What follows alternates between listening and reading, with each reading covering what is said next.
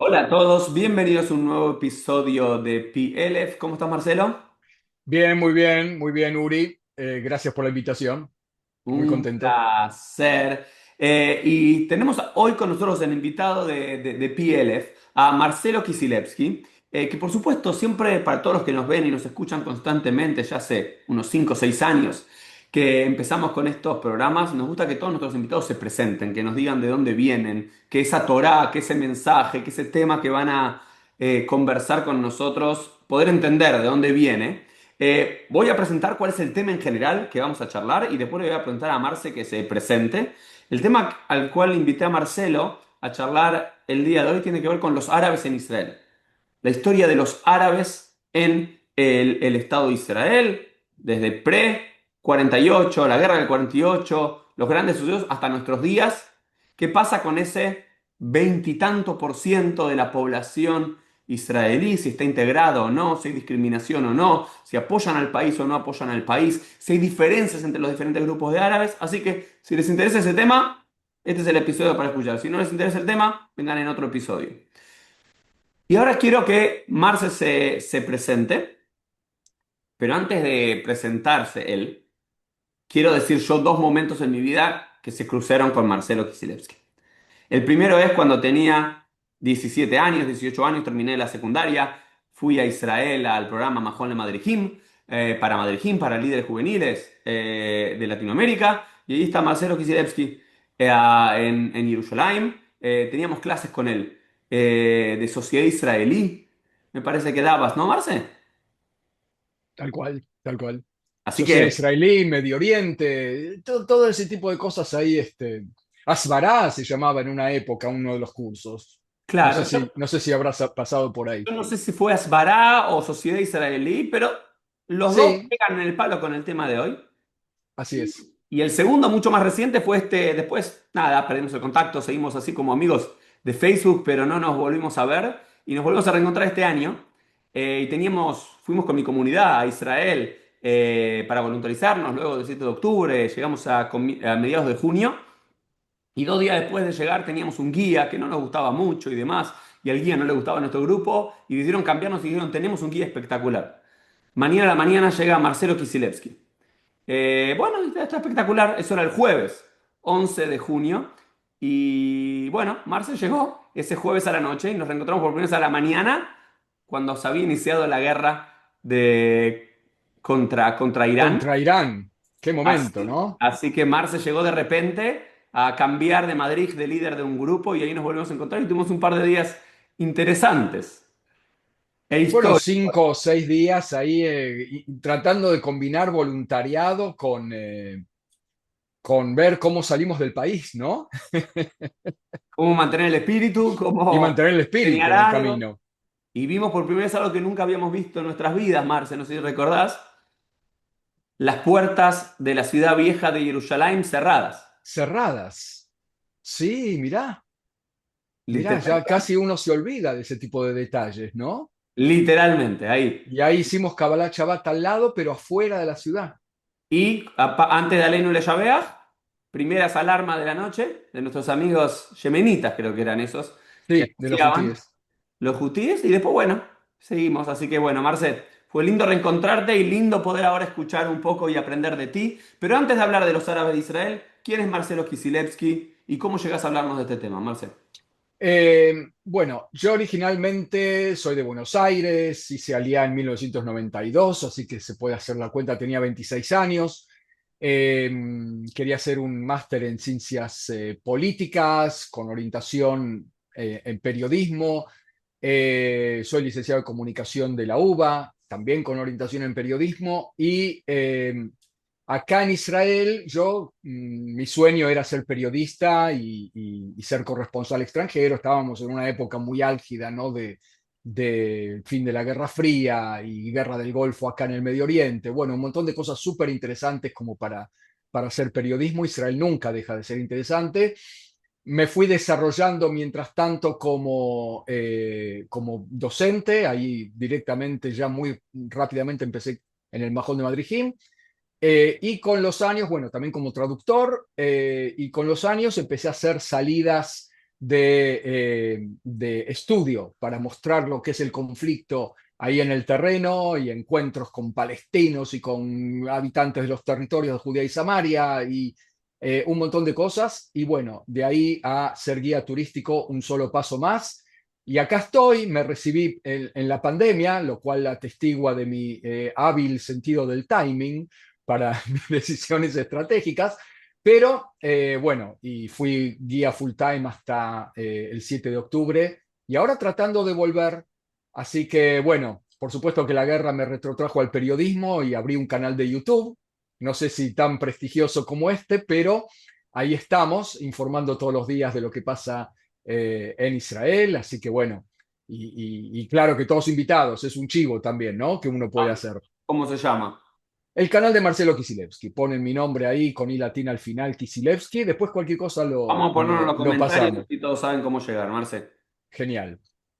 Así que bueno, en el camino vas desarrollando conocimientos, cursos que das en el Majón y conferencias, ¿no? Estuve muchos años en una ONG de diplomacia pública, quizás la conocen, Atzada Sheni, dirigida por Gabriel Ventasgal, y bueno, ahí también desarrollando muchos conocimientos y difundiendo, tratando de esclarecer, tratando de que se entienda lo que en general es uno de los temas más apasionantes del mundo y uno de los más difíciles de entender. Es tanto el que más atrae como el que menos se entiende, ¿no? Eso es un poco la ecuación acá. Y sin ser arrogantes, sin decir que tenemos ni todas las respuestas, ni que tenemos eh, todas las herramientas para poder explicar este tema tan complejo, ese va a ser uno de los intentos de este Así es. episodio, tratar de entender qué lugar ocupa, qué lugar no ocupa, cuáles son las ventajas, las desventajas, los sentidos, quizás múltiples, y las identidades múltiples de la sociedad árabe dentro de Israel.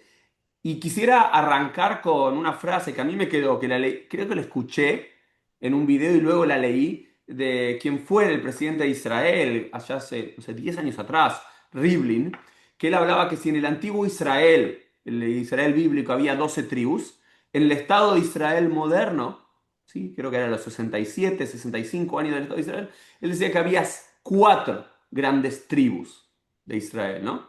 Los judíos laicos, más de izquierda, los ideólogos sionistas que trajeron de Europa el típico Tel Avivi, o del Moshab, Ujú, o del Kibbutz.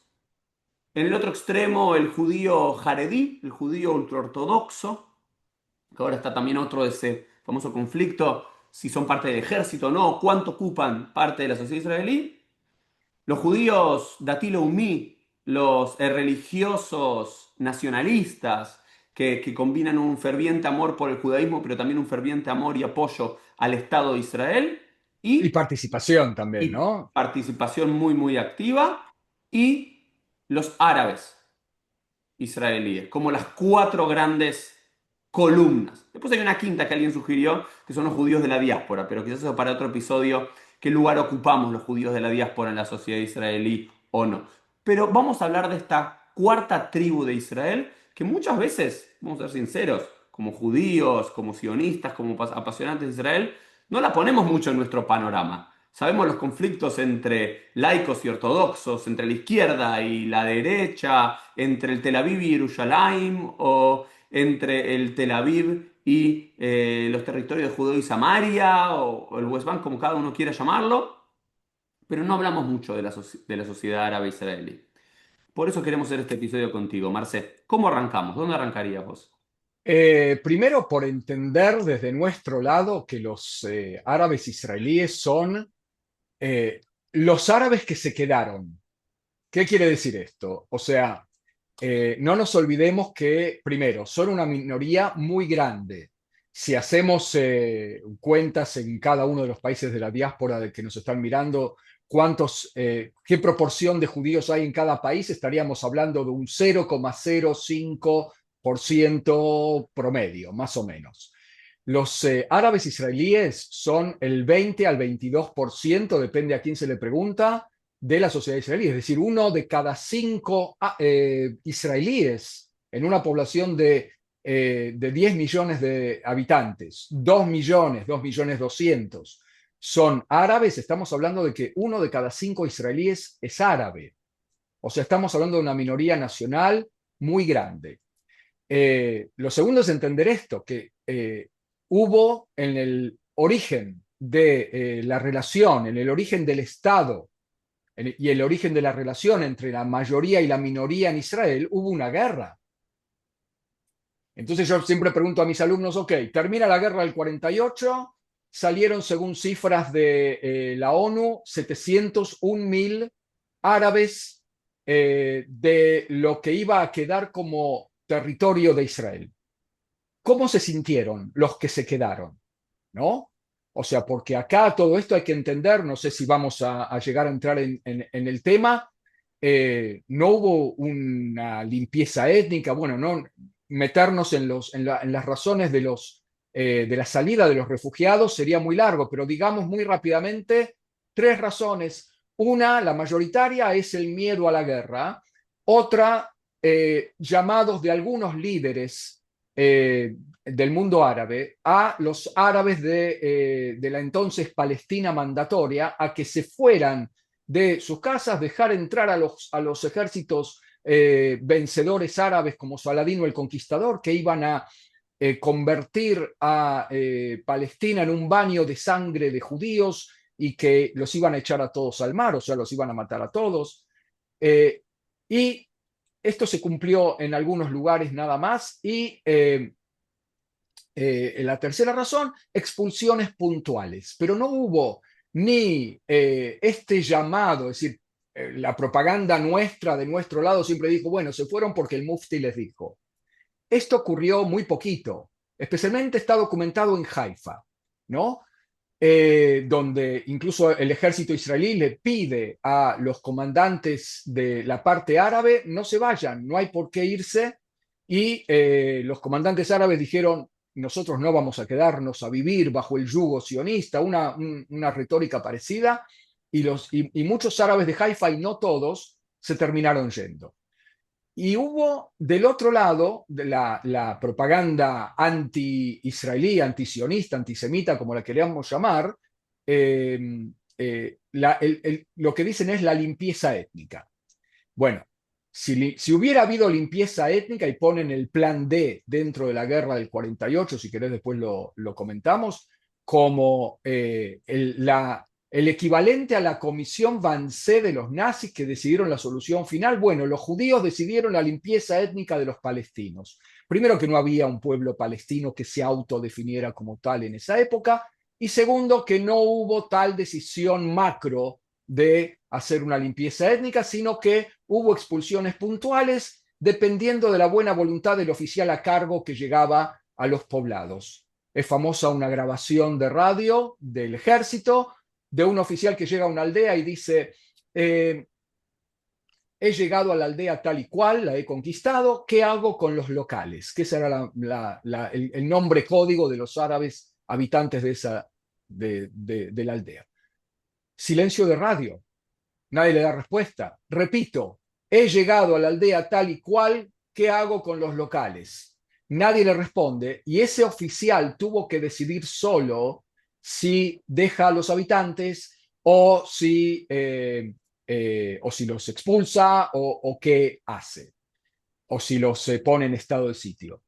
Es famosa también la decisión de Ben Gurión en Nazaret, por ejemplo, que bueno, se conquista después de una batalla bastante dura, porque Nazaret había sido convertida por Qaubchi, que era el comandante árabe en el norte de Israel, dejar a los habitantes de Nazaret, no tocar los lugares santos, obviamente el cristianismo, y dejar a los habitantes, no molestarlos y no herirlos ni hacerles nada.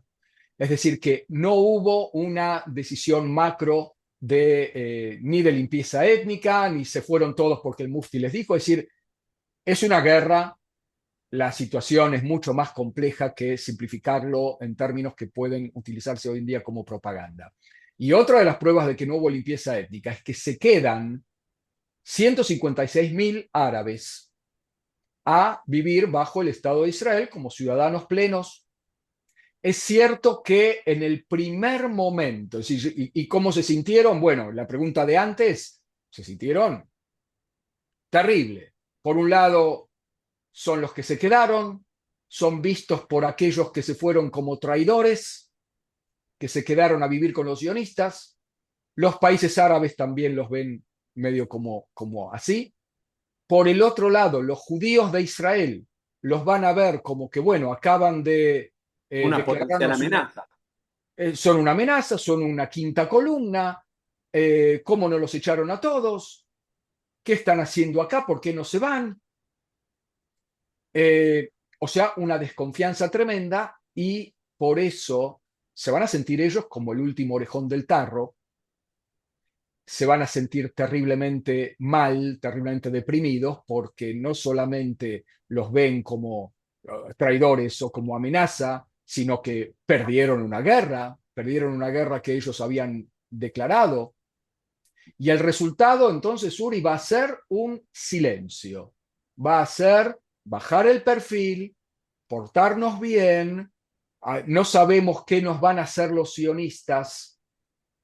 Uri, aparte, acordémonos la historia del Medio Oriente. No es obvio perder una guerra en el Medio Oriente y quedar vivos.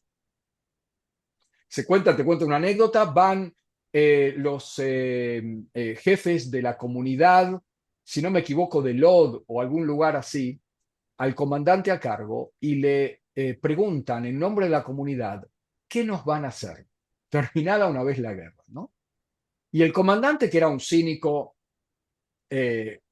malísimo, les dice, no, no se preocupen, no les vamos a hacer nada que ustedes no nos hubieran hecho si ganaban ustedes la guerra. Cuentan que estos dos líderes comunitarios se tiran al piso de rodillas y le piden clemencia a este general. Y el general matándose de la risa. Ahí, Marce, me parece que eso, como tú estás poniendo los números, hoy estamos hablando, de decir, que en ese momento había unos 600.000 judíos en la tierra de Israel. ¿Estamos bien? ¿Es el número? No, había alrededor de 1.200.000. ¿En el Había, 48? ¿En el 48? Había un... sí, sí, Ok, pero acordémonos que también se trata de un número, primero que abarca también Judea, Samaria y Gaza. Es correcto. decir, que en la parte de lo que va a quedar como Estado de Israel después de la guerra, estaríamos hablando de 900.000 Ok. y 600.000 judíos, de los cuales 900.000 y 600.000 no entendí ese número. 900.000 árabes, en Ah, lo que va a quedar como Estado de Israel. claro, eso es lo que quería retrotraer, porque estamos hablando del 48 y las, ya sea expulsiones, ya sea traslados por Escape, cuenta propia, sí, escape, lo que fuese, me voy un tiempo de una situación de guerra, cuando las cosas se tranquilizan, vuelvo, como hacen muchos hasta el día de hoy, ¿no? Hay que entender una guerra como un lugar que la mayoría no quiere estar, a menos que sea un claro, soldado y que tenga que estar, prefiero ir, cuidarme con mi familia, cuando todo se calme, voy y vuelvo. tal cual. Entendamos que esta fue una guerra, digamos, como todas las guerras, ¿no? Pero esta en particular, totalmente innecesaria. Digamos, si en esa famosa partición de la ONU, ¿no? Del 47, de noviembre del 47, declarar dos estados en lo que era el mandato de Palestina británico, uno árabe, donde había mayoría poblacional árabe, y uno judío, donde había mayoría poblacional judío, ¿sí? Donde Tal esa era cual, la idea. No había guerra, no podría no haber nada, pero el lado judío lo aceptó, aceptamos este territorio, discontinuo, lo que fuese, poco, lo que fuese. El árabe maximalista no aceptó e inició esta guerra. En el contexto de esa guerra se dan estas salidas por diferentes motivos, ¿ok? Y también yo no tengo ningún exacto, problema cuando hay hechos comprobados y demás, o de expulsión y demás. Al fin y al cabo es una guerra. Al fin y al cabo es una guerra. Una cosa es si una población, si un poblado, de esos tantos pequeños poblados, ¿no? Porque también estamos hablando de un mandato británico donde no eran grandes ciudades la mayoría. Tenías exacto, Jerusalén, tenías Tel Aviv, la primera ciudad hebrea, tenías Haifa, tenías Safed, pero después la mayoría eran pequeños poblados.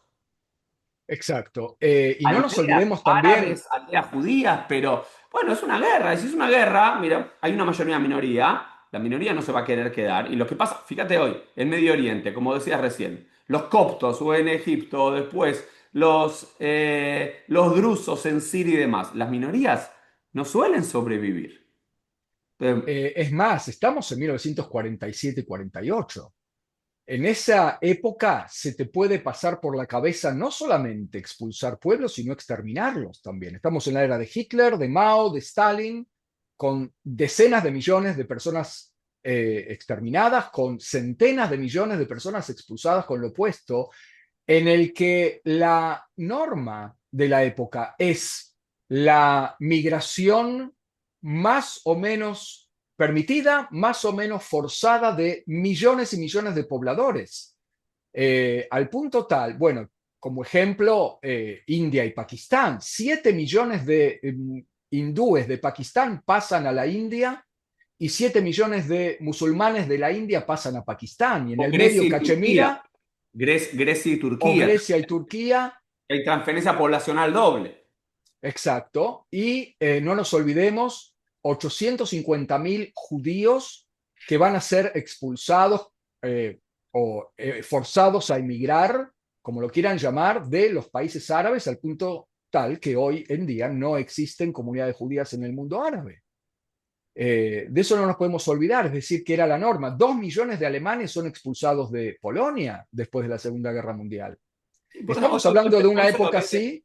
hoy se lo ve desde la ética, la moral, el mundo posmoderno 2025, donde son todos hermanos, humanos y demás, pero hay que entender la crudeza de una guerra, donde hay establecimiento de un país, donde hay también una medida es quiero sentirme seguro y no quiero sentir que el que se queda acá es un potencial enemigo como puede llegar a pasar hasta el día de hoy, ¿no? Con esa población árabe. Tal cual. Entonces, me parece muy importante. Es muy 700 importante y te agrego un dato más, nada más.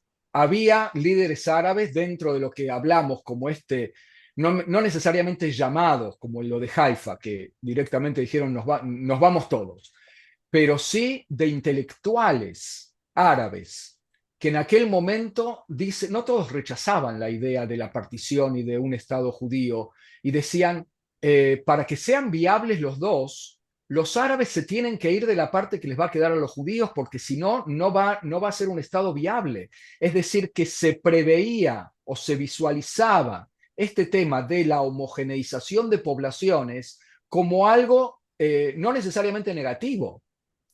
También eso tenemos que tener en cuenta, que estamos en otra época y no podemos juzgar la historia con ojos de hoy en día. Por supuesto que hoy visiones como la de Ben-Gvir o la de Trump de migración, emigración voluntaria de los gazatíes de la franja de Gaza, una bueno, ya locura. no es políticamente correcto, bueno, pero ya incluso ya Y es otro aparte, tema, estás pero hablando de otros números, estás hablando de otros números, de otras cosas. Pero escuchen estos números, ¿no? Para hablar de esto. 700.000 migran por diferentes motivos. Quedan 135.000, como decís.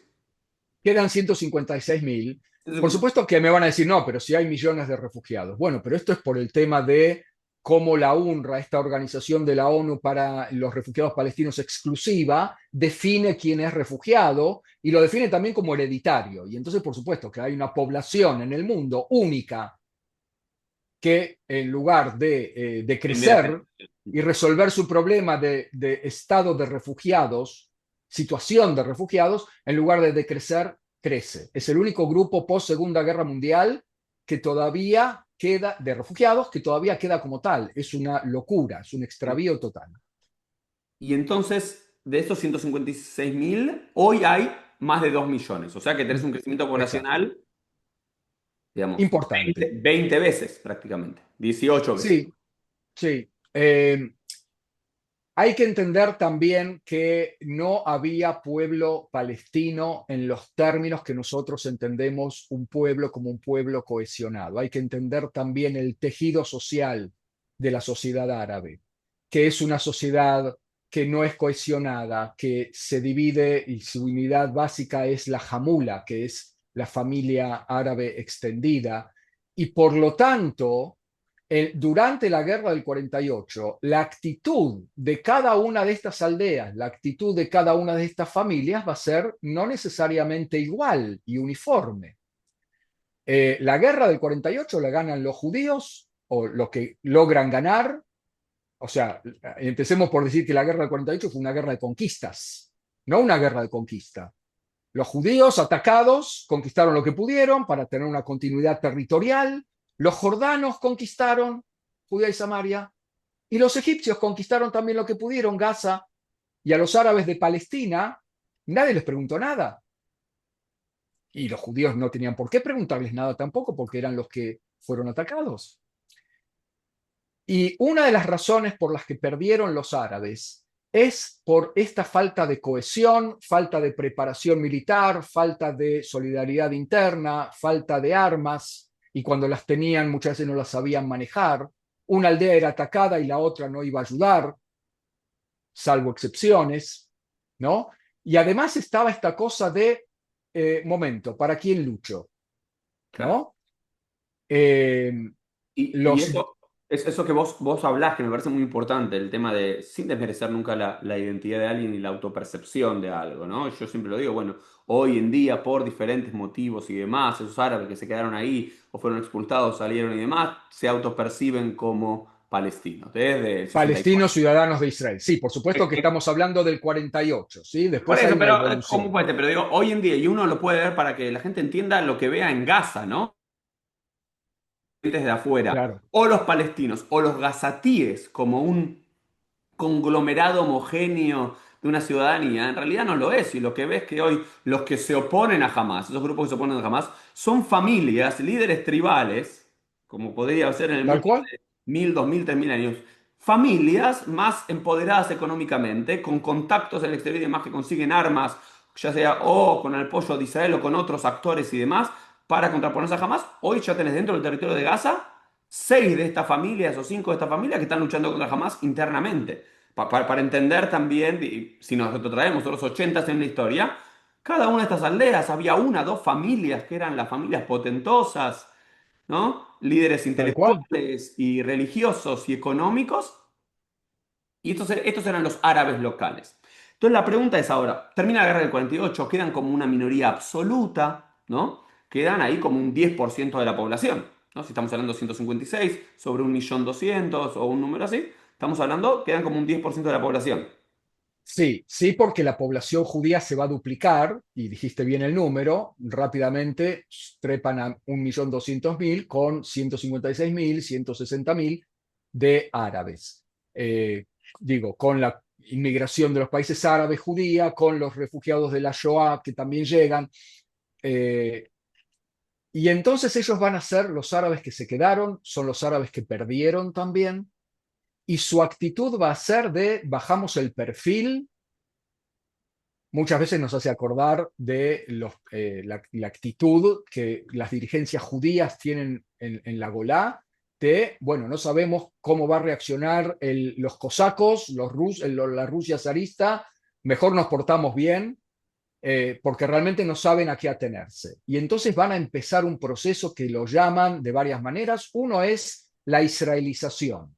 Queremos integrarnos al país, queremos ser como ellos. Nosotros vemos que tienen un Estado de Derecho, que nos han dado ciudadanía y derecho al voto. Ciertamente Ben Gurión les declara el estado de sitio entre 1951 hasta 1966, es decir, que no mucha libertad de empresa, no mucha libertad de organización, de expresión y cosas así, pero por este miedo mutuo, ¿no? Pero Y en hay el un estado, 66 se levanta. del 51 al 65, hay un estado de sitio para los árabes, Sí, un estado de emergencia, una especie de estado de sitio para los árabes israelíes, ¿no? pero Que quedaron de nuestro lado. funcionaba para las localidades, para las aldeas, para los barrios En, o para el árabe. ¿Cómo funcionaba? Depende, es decir, el árabe en general, salvo que estemos hablando de las ciudades mixtas como Aco, Yafo, etcétera, o Haifa, estamos hablando de aldeas que son árabes totalmente y que en cada una hay entre una y cuatro familias, hay aldea muy famosa, Barta, que tiene 20.000 almas y todos tienen el mismo apellido. O sea, son una sola jamula. Y entonces ellos, bueno, tenían las entradas restringidas por puestos militares que se colocaban ahí en los caminos, ¿no? Y entonces su desarrollo económico va a ser bastante limitado, van a poder trabajar con permisos especiales, etcétera. Pero en el 67 pasan dos cosas, y ellos van a querer ser como los israelíes. Ahora, en el 67 se encuentran Pero en el de 66 se nuevo, levantan estas el restricciones. 66 se levantan todas las restricciones, 67, Guerra de los 6 días, Israel pasa a administrar Judea y Samaria y también la Franja de Gaza.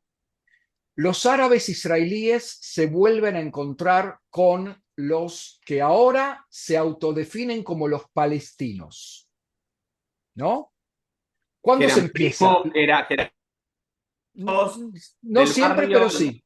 Sí, sí, muchas veces había parentesco. Por ejemplo, como te digo, esta aldea Barta, por una cuestión topográfica y de desconocimiento, mezcladas las dos cosas, la línea verde, la línea de armisticio entre Jordania e Israel, les va a pasar por el medio. Mm. Y entonces vos tenés media familia que son ciudadanos israelíes y la otra mitad de la familia son palestinos de los territorios, ¿no?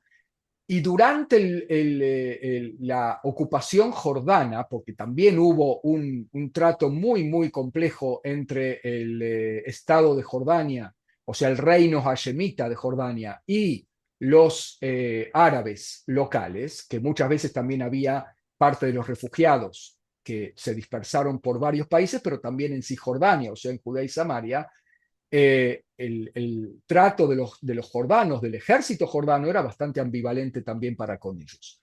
Y entonces ellos habían pasado un proceso de politización palestina. Acordate que la Organización para la Liberación de Palestina la crea Nasser en Egipto en el 64 y es una organización para la liberación de la Palestina ocupada por los judíos, o sea, de Israel.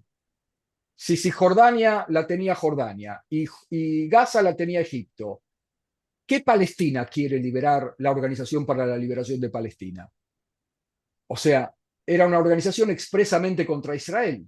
Egipto y Jordania en esos 19 años, del 48 al 67, ¿le otorgan ciudadanía a esos árabes? No. Sí, en realidad no Egipto, porque Egipto tampoco anexa la Franja de Gaza, pero Jordania les otorga ciudadanía a los árabes de Judea y Samaria, tanto a los locales que estaban de antes del 48, como a los que se suman, Los que se ponele fueron un de Haifa, barrio los que por se fueron de ciudad, Haifa, no sé. sí, o de Safed, ¿no? De donde es Abu Mazen, dicho sea de paso. El presidente palestino, bueno, hay una historia de un discurso que él dice, en el 48 el Estado judío se creó y el Estado árabe no se creó. Y yo no sé por qué. Cuando él fue parte de, como un niño, se escapa con su familia de Safed, de Tzfat, y él sabe exactamente por qué no se creó el Estado árabe, que es porque lo rechazaron y declararon una guerra. Pero él se hace el tonto. Pero bueno, no importa. Lo que quiero decir es que ellos sí reciben ciudadanía jordana, los de Gaza no. Y los árabes israelíes son testigos de repente de que mientras ellos vivían en la democracia israelí, pero habían tenido un trato también ambivalente porque habían sufrido este estado de sitio, mientras se trataban de portar bien y ser como los israelíes, los árabes de Judea y Samaria, o sea, los que ahora empiezan a llamarse los palestinos, empiezan a llamarse palestinos porque los judíos palestinos dejaron de llamarse palestinos el 14 de mayo de 1948 y empezaron a llamarse israelíes. Entonces, poco a poco, los árabes de la entonces Palestina mandatoria, antes de la guerra, empiezan a cristalizar una identidad propia, separada no ya solamente de los judíos, sino del resto del mundo árabe, que no los está ayudando, los está manteniendo como refugiados.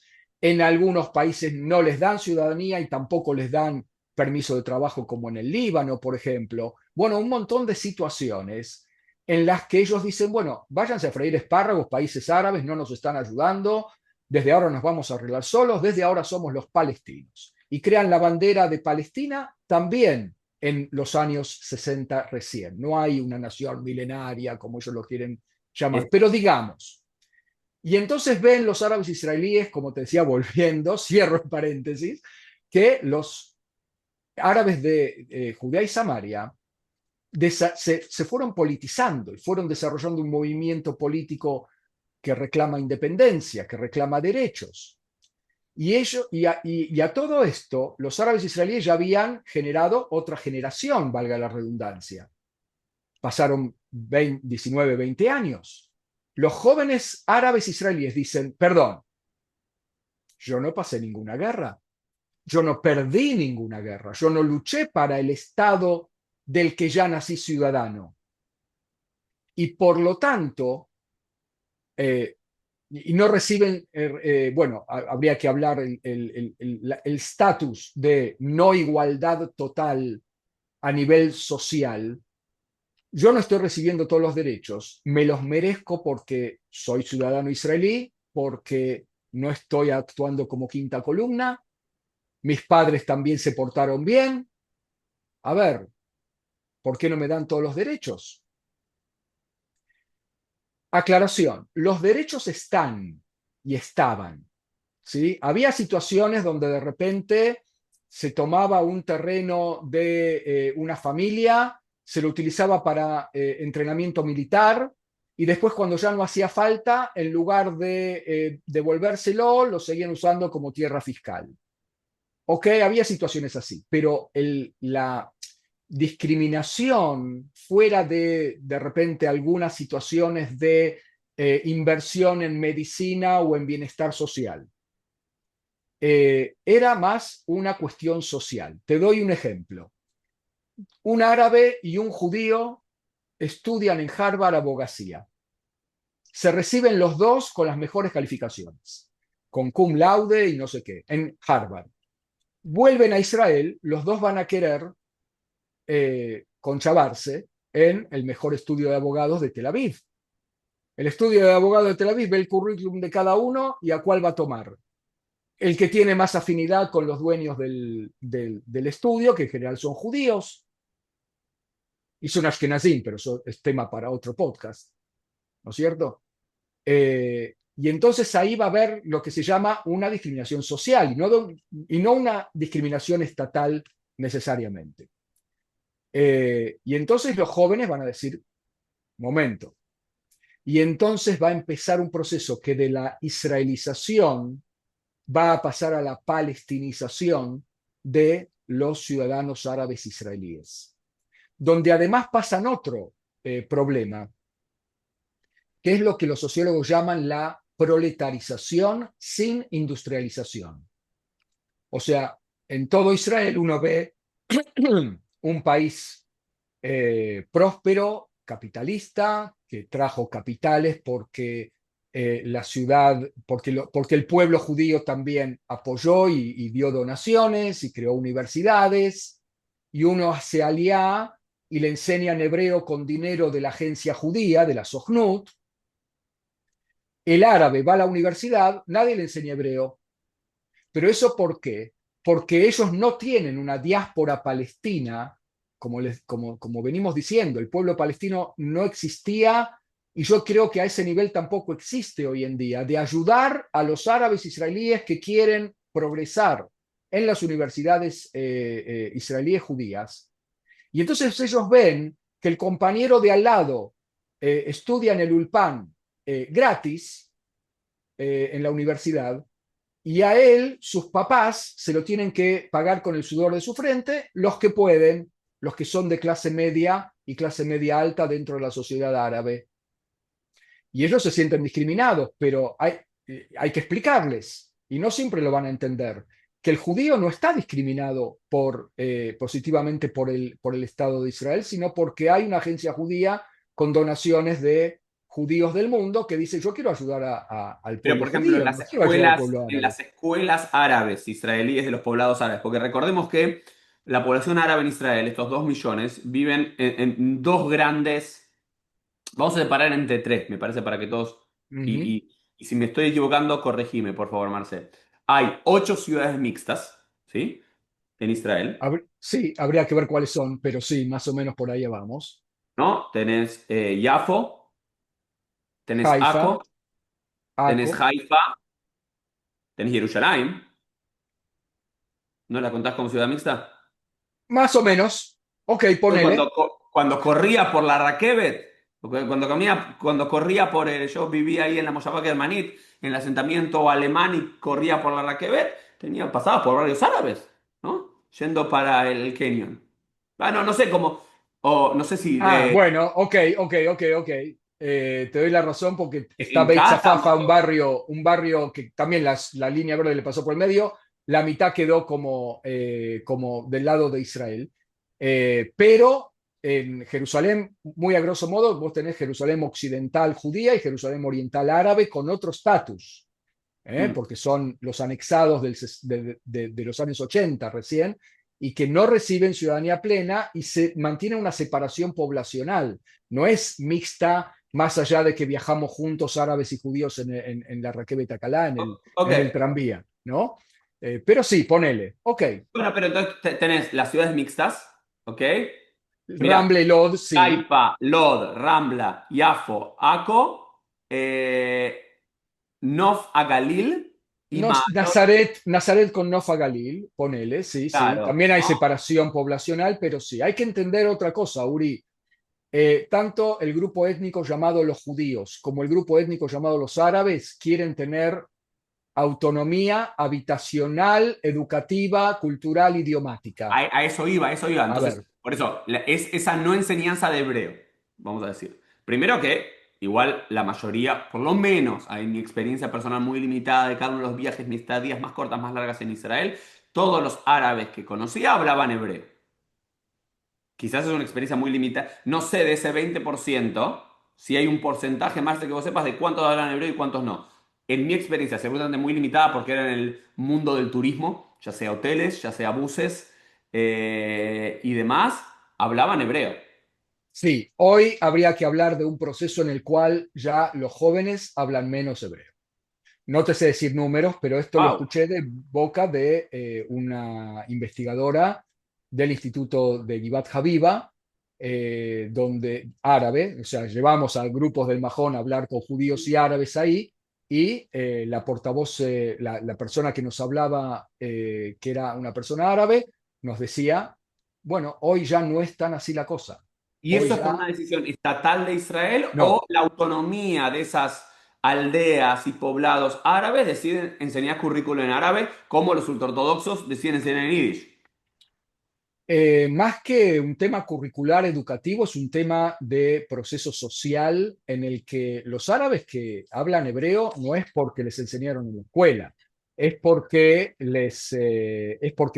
están mezclados con la población judía y trabajaron en empresas judías o en emprendimientos judíos, o son dadores de servicios que trabajan con judíos o contratistas de la construcción, empresarios, empresarios hoteleros también o directores medios de, como vos decís, en la industria turística.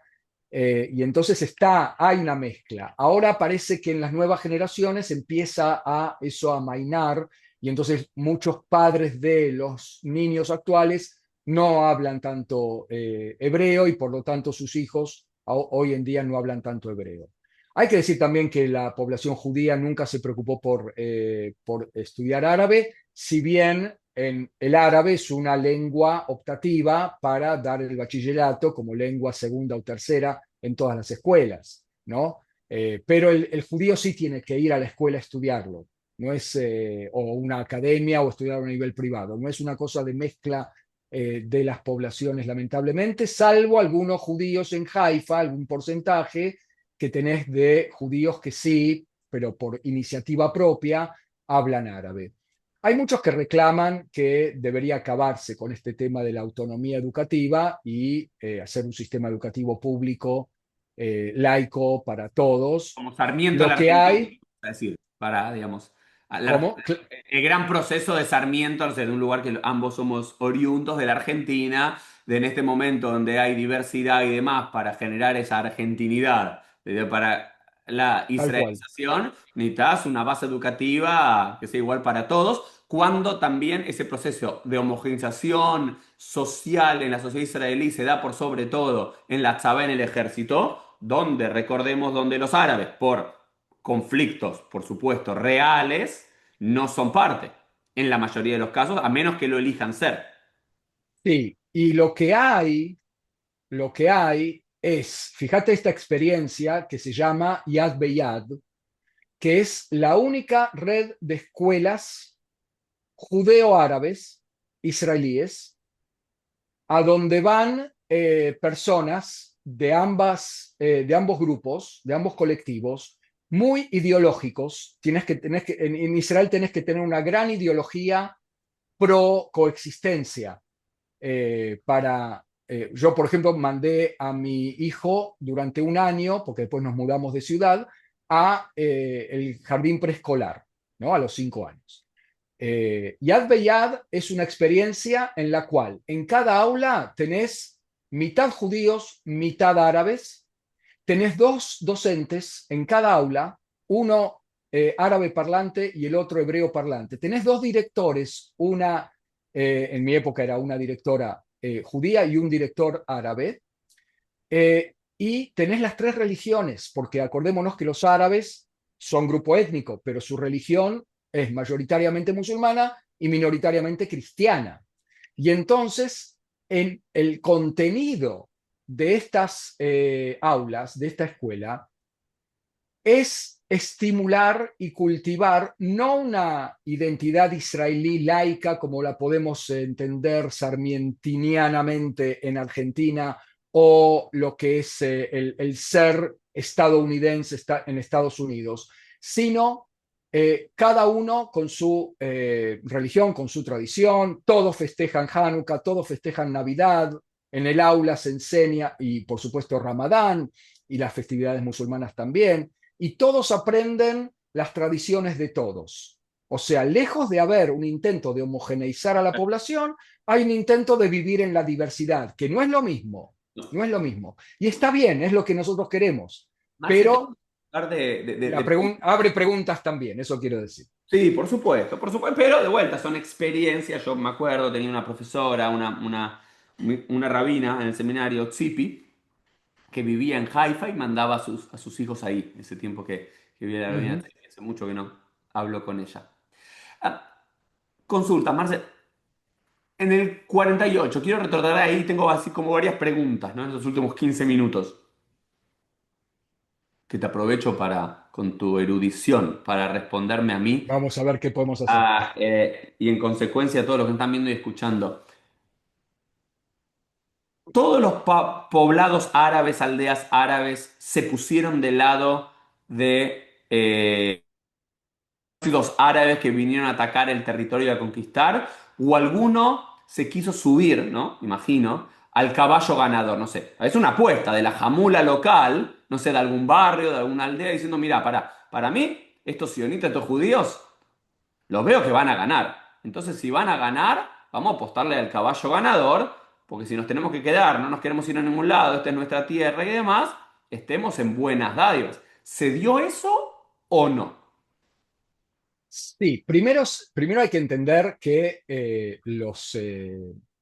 la mayor parte de los árabes que se quedaron no es porque hayan decidido ponerse de un lado o del otro. Es decir, la mayor parte son gente del llano.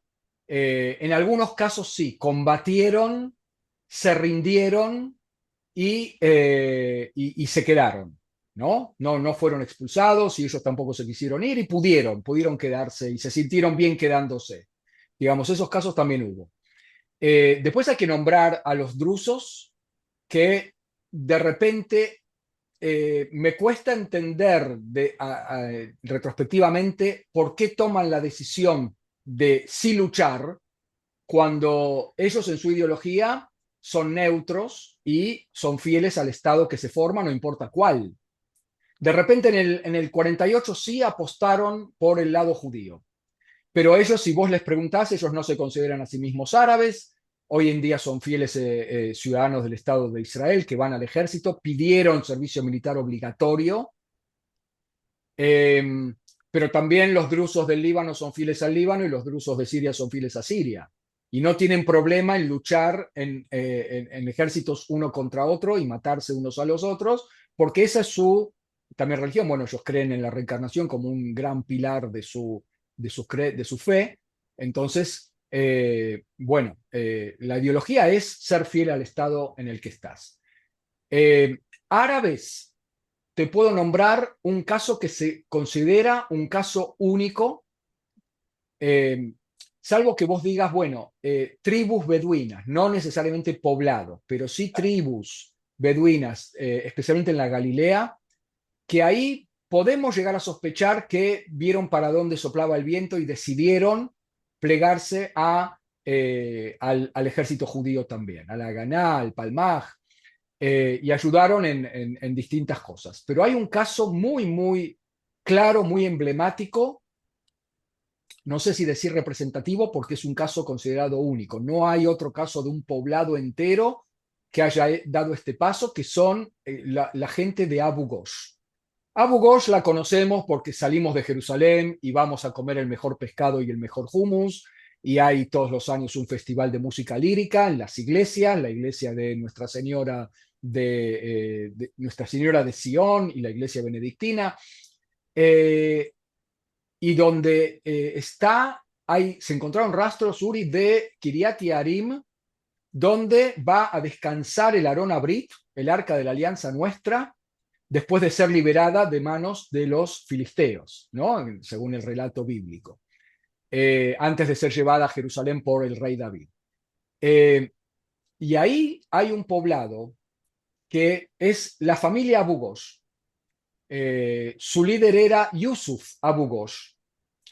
Y ellos son originarios del Cáucaso, es decir, no son originales, pero sí son árabes desde el punto de vista de que, bueno, si llegan un siglo antes a este lugar y se establecen ahí, entonces ellos ya son parte de la población árabe. Bastante conflictiva, en el sentido de que durante el Imperio Otomano, para el que conoce, ellos están al lado de la Ruta 1 que conecta Jerusalén con Tel Aviv. Mm. Entonces, todo aquel que venía del puerto de Yafo, que es el puerto de Tel Aviv, es el puerto de Jerusalén, derribemos un mito también, Jerusalén sí tiene puerto y era el puerto de Yafo, tenían que pasar por ahí y ellos, al estilo un poquito protection, ¿no? Se paraban en la ruta a la altura de ellos y pedían y cobraban aduana, cobraban peaje, ¿no? Hasta que vino un gobernante egipcio y acabó con todo ese tema, los reprimió bueno, se terminó un poquito esa actitud. Pero ellos van a tener una relación compleja con el entorno árabe alrededor de ellos. Y entonces, más que apostar por el caballo ganador, lo que ellos hicieron es aprovechar la volada para cobrarse deudas en alguna manera. Es una de las lecturas, ¿no? Otra lectura es, sí, queremos estar bien, está bien que se cree un Estado judío, nosotros vamos a quedar adentro de él y está bien que así sea, porque va a ser un Estado más occidentalizado, si se quiere, que nos trae la modernidad y un montón de cosas, pero por el otro lado también estaba esta cosa de lo que yo decía antes de no hay un pueblo palestino cohesionado, sino que son jamulas y muchas veces, como lo describías antes, son jamulas enfrentadas, ¿no? Jamulas siempre aclarando que es este concepto de Familia familia extendida. extendida, ¿no? El clan.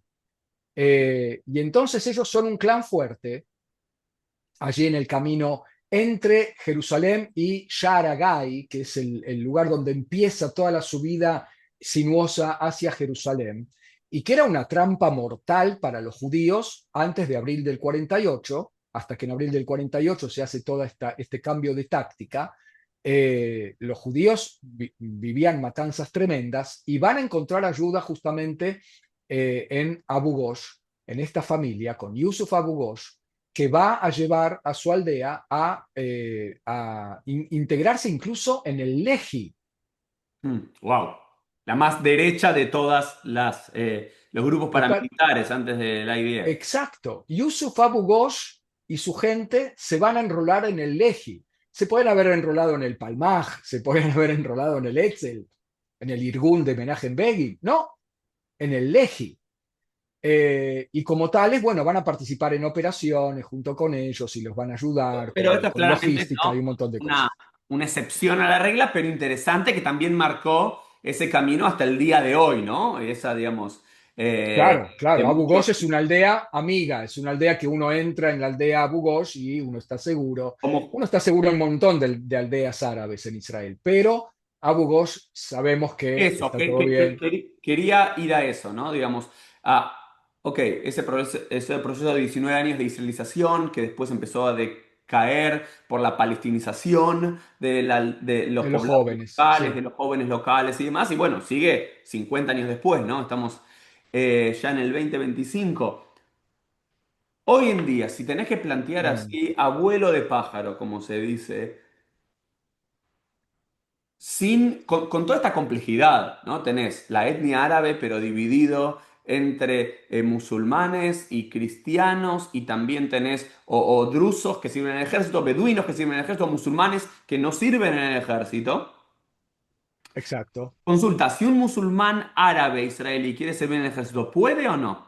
puede, Puede, no puede es y hay. obligatorio. Hay árabes que Hay, se enrolan, árabes del llano árabe, no beduinos, ni drusos, ni sí, nada. sí, Poquitos, pero hay. hay.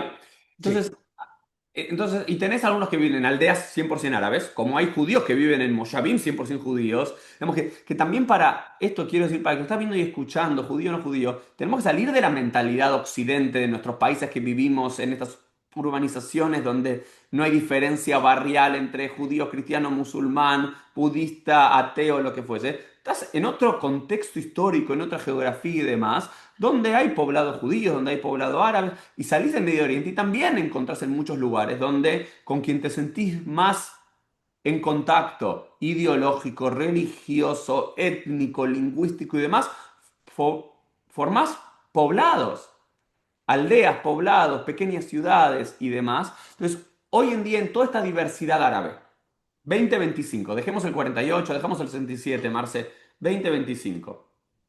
¿Qué panorama se ve de estos 2 millones de árabes? hay un panorama, por supuesto, que es complejo, tanto desde el punto de vista de la situación social, económica, como desde el punto de vista político, ideológico. A ver, ocurrió un 7 de octubre y el 7 de octubre, como todos los capítulos de enfrentamiento entre Israel y los palestinos, pone a los árabes en un brete, ¿no? Ellos dicen, bueno, y en un brete que tiene que ver con cómo ellos definen y cómo van construyendo de un modo permanente y siempre conflictivo y siempre dilemático su propia identidad. ¿Qué soy? ¿Soy primero árabe? ¿Soy palestino? ¿Soy israelí? ¿Qué va primero? Y no es porque alguien se los esté preguntando, ellos mismos se lo preguntan todo el tiempo. Y entonces hay una corriente bastante importante de mainstream árabe israelí que hoy en día se autodefinen como palestinos ciudadanos de Israel. No es lo mismo que ser árabes israelíes. ¿Sí? Entonces acá la semántica, las palabras juegan un rol muy, muy importante en cómo yo me autodefino y cómo yo me veo. Por supuesto que está esta cosa de yo quiero ser un puente entre mi Estado y mi nación, ¿no? Si nosotros los judíos nos consideramos la nación judía, el pueblo judío, bueno, ellos también son parte de la nación árabe. Umma. Y dentro de la, claro, y dentro de la nación árabe es la nación palestina en algunos de ellos, en los sectores por lo menos más intelectualizados, universitarios, clase media alta, etcétera. Bueno, hay un pueblo, hay mucha gente que se considera palestinos. Y dentro de los palestinos, bueno, yo además soy israelí y no quiero dejar de ser israelí.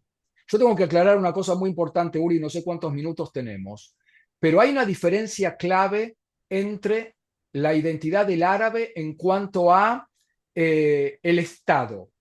Para ellos ya dijimos que el Estado es una construcción venida de Occidente y la unidad básica de ellos identitaria es no solamente la familia, sino también el terreno en el que se construyó esa aldea. Hay un concepto de tzumud, adherencia a un terreno determinado de cultivo que pertenecía a mi padre y a mi abuelo.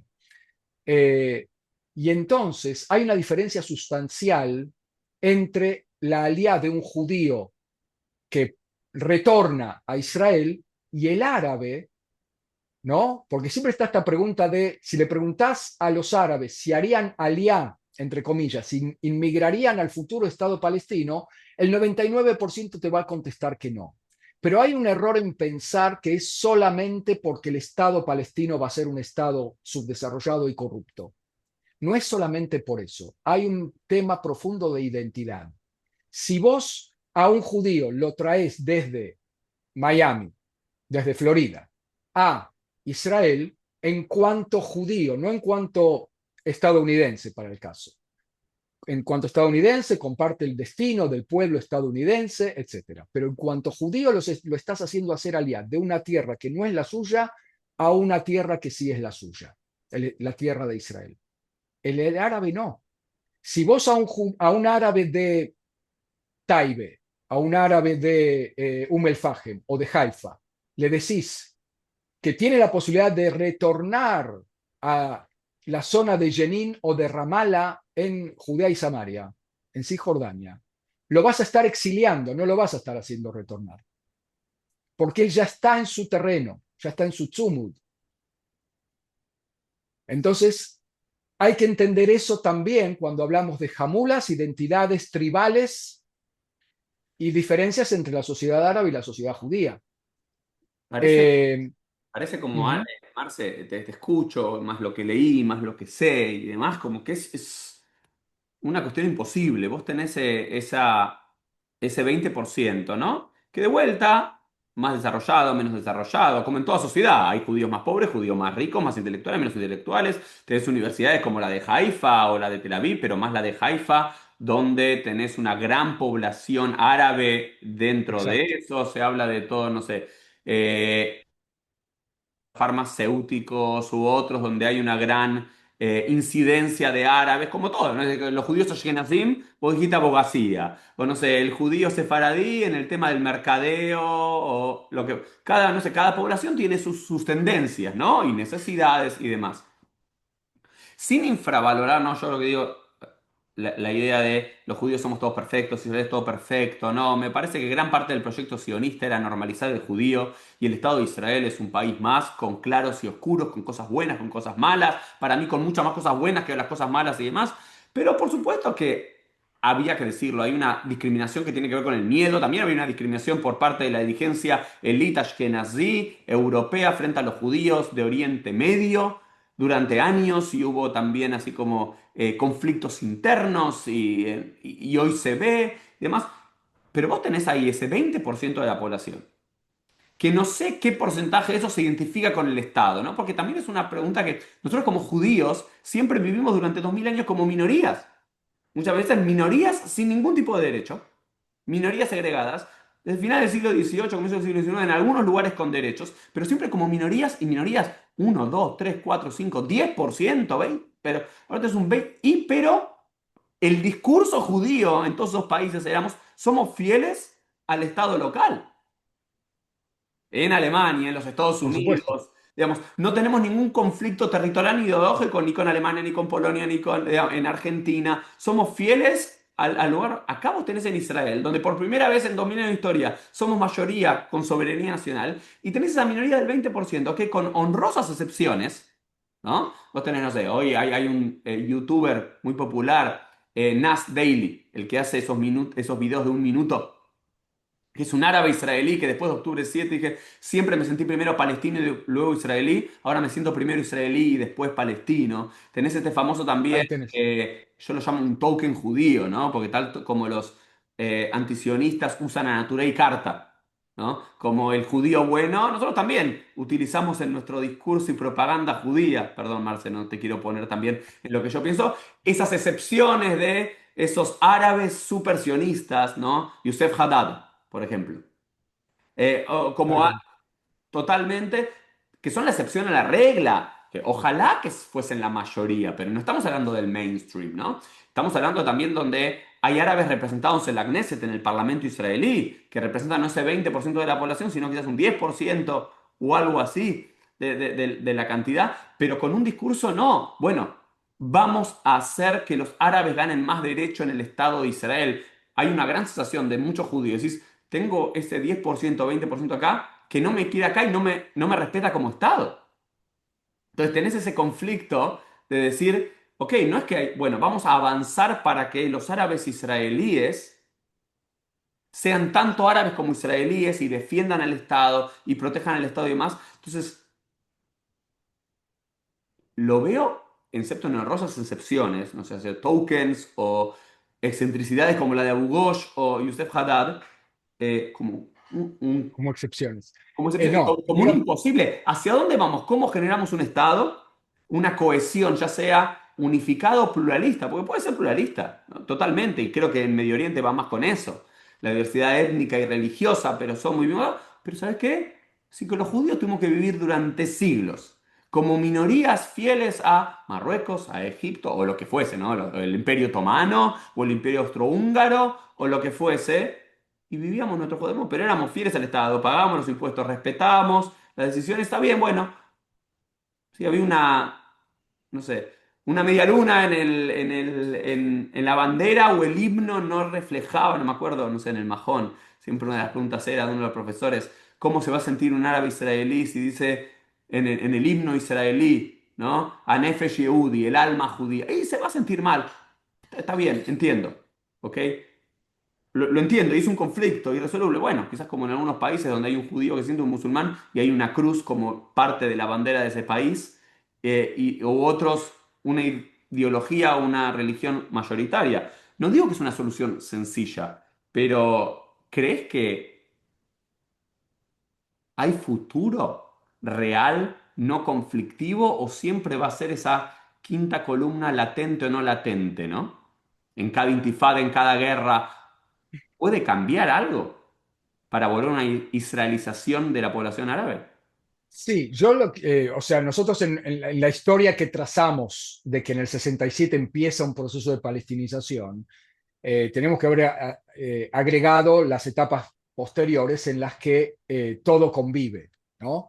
Y la mayor parte de la sociedad árabe es lo que vos decís, una sociedad integrada donde uno se los encuentra en la vía pública, en los medios de transporte, en el mercado del turismo, en el mercado de la medicina, no solamente farmacéuticos o enfermeros, son médicos y son directores de departamentos en hospitales y están muy integrados. Y lo que pasó el 7 de octubre también de alguna manera los puso en un brete, pero la actitud que tuvo la minoría árabe fue una actitud absolutamente que yo la llamo republicana, y sé que estoy hablando para mucho público de Estados Unidos, no en el sentido del partido republicano, sino en el sentido de San Martín y Bolívar, republicanos. No, bueno, Bolívar ahora me compliqué con Venezuela, pero en aquel sentido, ¿no? De ser a favor del Estado, de la República en la que vivo, ¿no? Y la sociedad árabe fue muy solidaria también y participó en muchos eventos solidarios y tuvo lamentablemente actitudes por parte de la sociedad judía que de repente no era de aceptación total. Eso también hay que tenerlo en cuenta. Es decir, que el trabajo que tenemos que hacer de coexistencia entre judíos y árabes es de doble vía. Acordémonos, Uri, que en el Estado de Israel se votó una ley básica, constitucional de Israel, cuna nacional del pueblo judío, y las minorías, empezando por los drusos, pero siguiendo también por los árabes, fue de nos dejaron afuera. ¿Cómo es esto? Aunque ocurra en un nivel simbólico, aunque sea que nada cambia en el terreno, pero el idioma árabe, que era idioma oficial, ahora es un idioma especial. ¿Cómo se tiene que sentir la minoría árabe también? Mm. No nos podemos olvidar que hay actitudes también de la mayoría para con la minoría. Yo creo que esa ley tarde o temprano se va a terminar derogando. Y vamos a volver a lo que era antes, donde el hebreo y el árabe son lenguas oficiales del Estado de Israel. Eh, y sin embargo, vos tenés una sociedad árabe que tiene dos como dos pilares ideológicos de reclamo. Por un lado, sí, dos estados para dos pueblos, que haya un estado palestino, pero para ellos allá, por lo que ya explicamos antes. Y segundo punto, igualdad de derechos nosotros acá, porque acá nosotros estamos ya en nuestro hogar, no tenemos que irnos a otro lado para sentirnos en casa, nosotros nos sentimos en casa y nos sentimos que tenemos libertad y derechos y podemos desarrollarnos en nuestra vida personal, familiar, laboral, profesional, podemos cumplir nuestros sueños, no nos queremos ir a ningún lado, estamos bien, pero podemos mejor. Podemos ir, nos gustaría ir por la calle, entrar a un café en Tel Aviv y que no nos miren de reojo. También eso me gustaría que pase en mi estado, que mi estado de verdad no se pelee con mi pueblo porque se están peleando conmigo en definitiva, ¿no? Y como toda minoría, siguen haciendo esta cosa de, bueno, tratar de portarse bien, abiertamente, como nosotros en las comunidades judías del mundo armamos colectas para los barrios necesitados y que se vea bien grande el Maguen David, ¿no es cierto? También ellos tienen esos comportamientos o patrones de comportamiento de minoría de que se vea que ellos no son quinta columna, que se puede convivir con ellos y los atentados de repente por parte de árabes israelíes los podés contar con una mano, ¿sí? Sobre todo después del 7 de octubre, donde hubo algún par de casos, pero que era de árabes de Jerusalén Oriental, que son otra historia totalmente. Claro, eso es Son otra lo historia. que nos queda, y ya superamos la hora del episodio, así que vamos a empezar a cortar. Creo que vamos a tener que volver a invitarte, Marce, para hacer la Sociedad Árabe 2.0, que tiene que ver, hasta ahora estuvimos hablando de esos árabes que quedaron en el territorio israelí luego de la guerra del 48 hasta hoy 2025. No hablamos de qué es lo que pasa y qué es lo que sucede y cuáles son las cosas iguales o diferentes porque estás hablando de 2 millones de árabes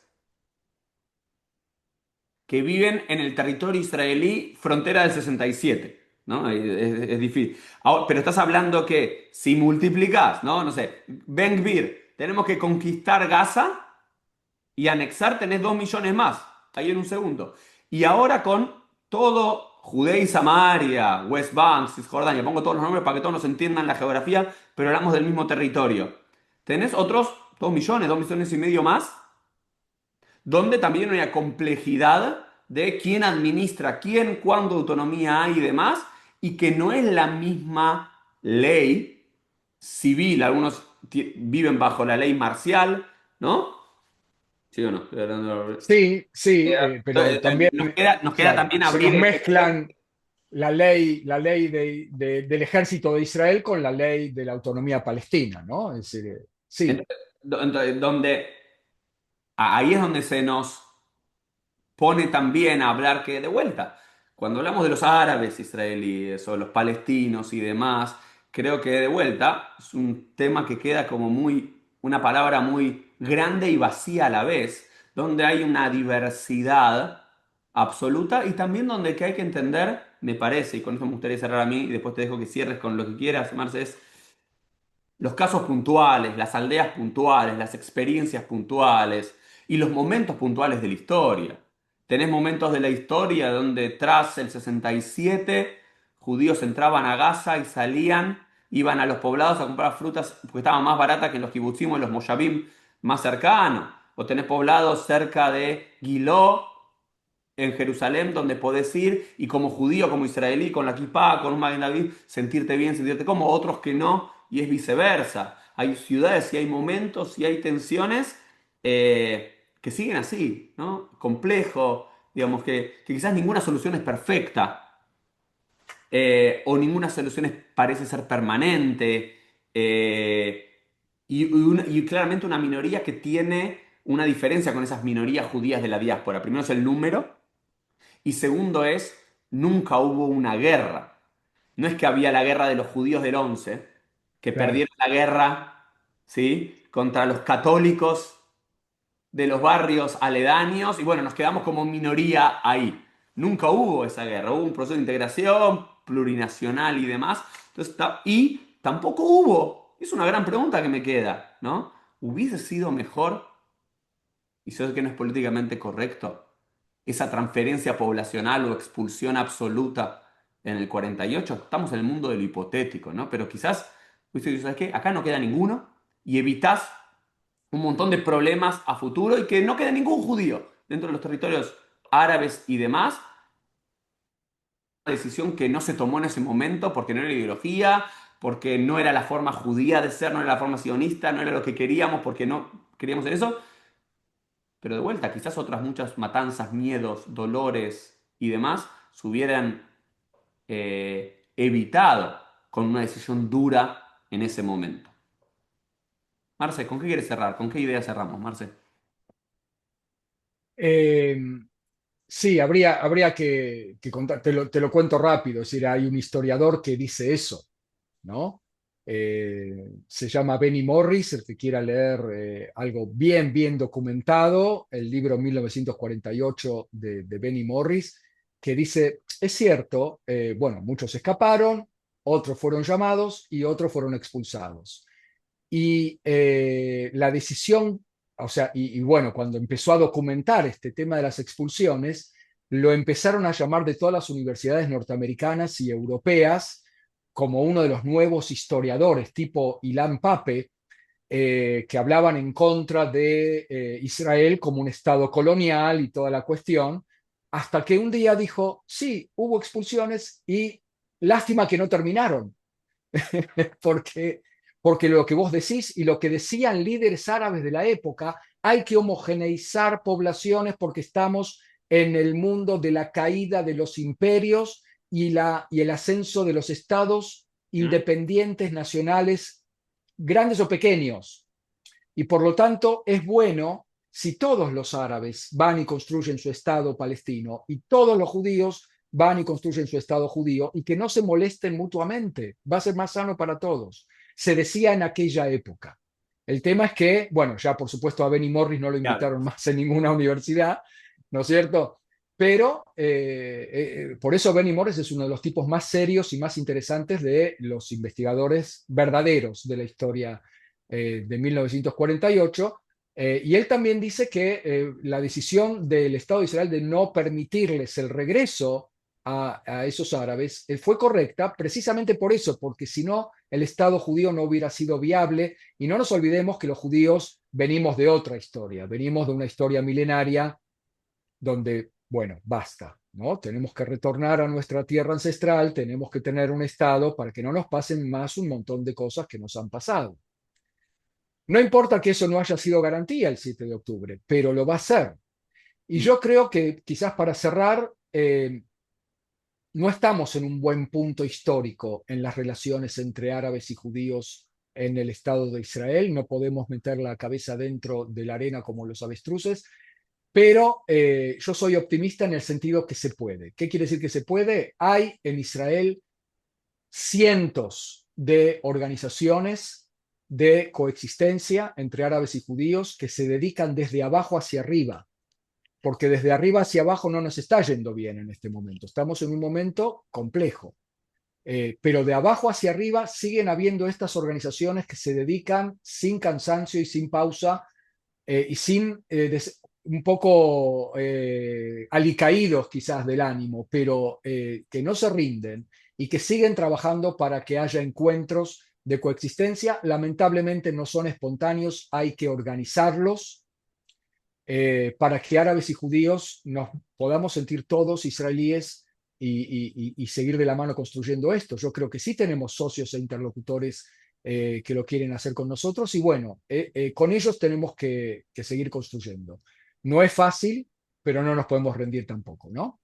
Que así sea y me gusta que hayas terminado con el espíritu de esperanza, de que hay futuro, que hay posibilidad, aunque sea difícil. Marce, gracias por estar aquí en este episodio y nos vemos todos en un próximo episodio. Chau, chau. Muchísimas gracias. Shalom, shalom.